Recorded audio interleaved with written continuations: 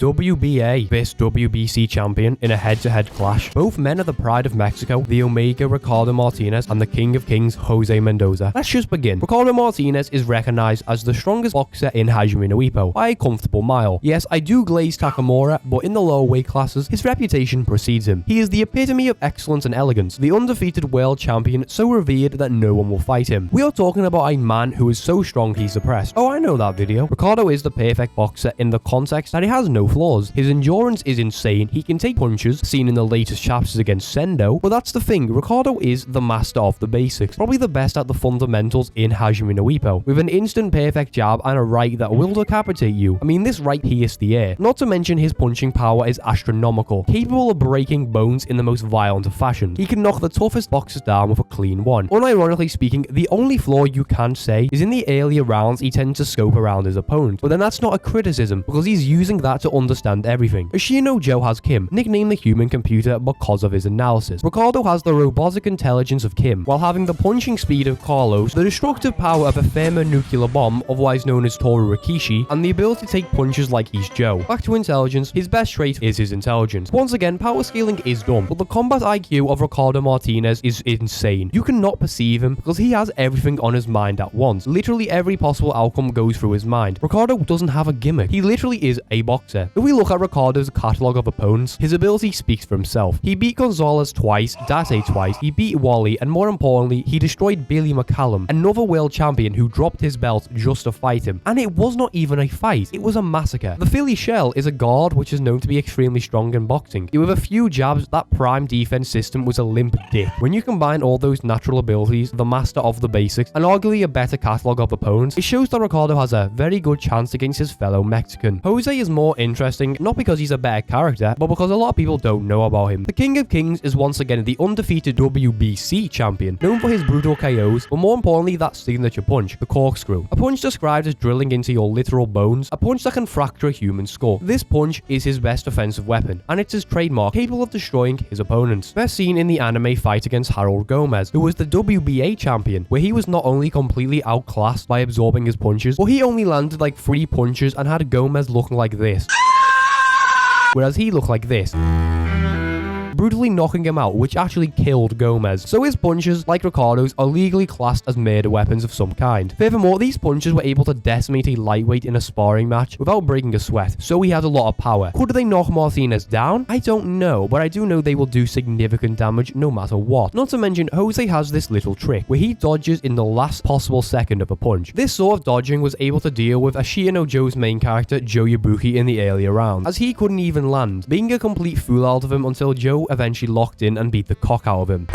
Well, seriously, this dodging is a significant advantage, not because Ricardo can't see through it, because let's be honest, he will adapt to it, but it's a move that allowed him to remain untouchable, because Jose has one massive gaping flaw compared to Ricardo. He can't take punches. It's something Joe managed to notice in his fight. It's why Jose tends to put on a show, brunting the force dodging at a hair, because he can't take punches. When Joe finally starts to land in the later rounds, he is doing significant damage to Jose despite his condition. Now, in fairness to Jose, he was able to take the cross counter twice and was also on the receiving end of corkscrew punches, still managing to get up whether you consider the anime or the manga. So he can't take punches like he's Ricardo, but he can still take punches. Jose does also have an arm trick where he basically puts his arms on their shoulders and makes them punch him, but asking Ricardo to punch you even if it's 50% of his power is a suicide mission, and I can't imagine him doing that against his fellow countryman anyway.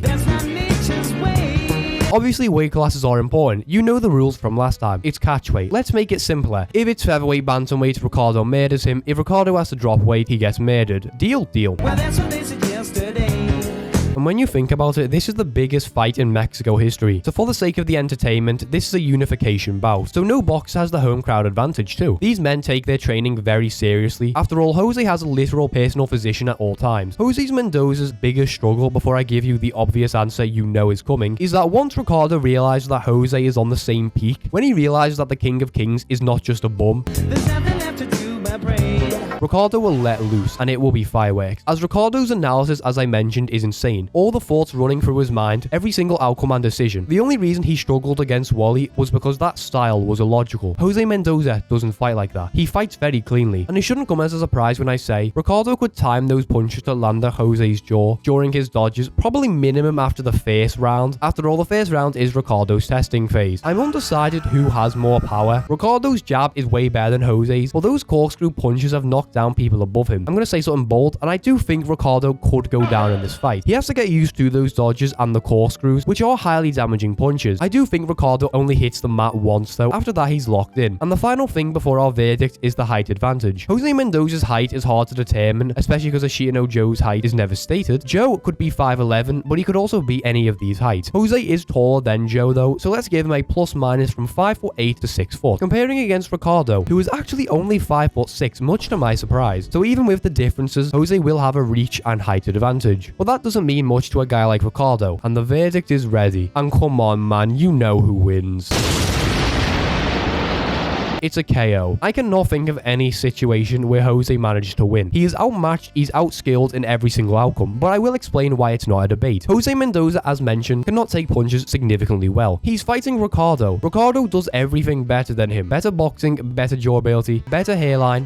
Jose's main strengths, the main things that make him the king of kings, are things that Ricardo does casually. As we spoke earlier, one of Jose's prized moves is the corkscrew, the punch that drills into your bone and that breaks skulls. Ricardo broke nearly every bone in Date's body with regular punches. If Ricardo used the corkscrew, Jose could die. But Ricardo also wins because of something I'm going to controversially say. I rate Jose Mendoza as a character and a boxer, but he is on fraud watch. His two best opponents were crippled before they fought him. I'm not going to debate you on if Carlos wins when he's healthy or not, but Jose fluked out on the biggest threat to his title being injured. I fucking hate you, Justin.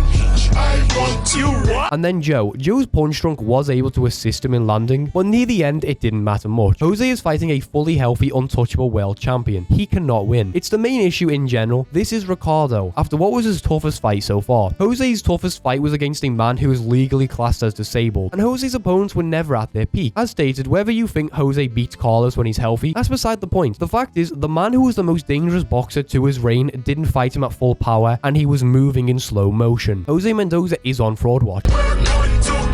Although I do feel like I'm being slightly unfair. I don't think Jose gets brutally destroyed and outclassed, but I don't think there's an outcome where he wins unless he shoots him. My prediction is, in the earlier rounds, Jose actually wins, similar to Wally, as his method of dodging could be enticing to Ricardo, especially if he uses those corkscrews on Ricardo's body, trying to work the man down in the earlier rounds to get a powerful punch to land. But when Ricardo starts using his right, it's only a matter of time. If Ricardo's full power right knocks Sendo onto his ass, a full right from Ricardo might put Jose down, and even if it's a miracle where he is knocked out, he loses by decision. But Ricardo is literally the perfect combination of all the boxes into one. This is how he's going to look at the end of this fight. The only difference is that hand isn't going to be lifted and he's going to be crying many tears. Ricardo is, as repeated, offensively and defensively superior to Jose. And despite the fact he is the GOAT in his own regard, the man who wins the unification bout is Hajime no Ippo's very own Ricardo Martinez, which means our scoreline is this.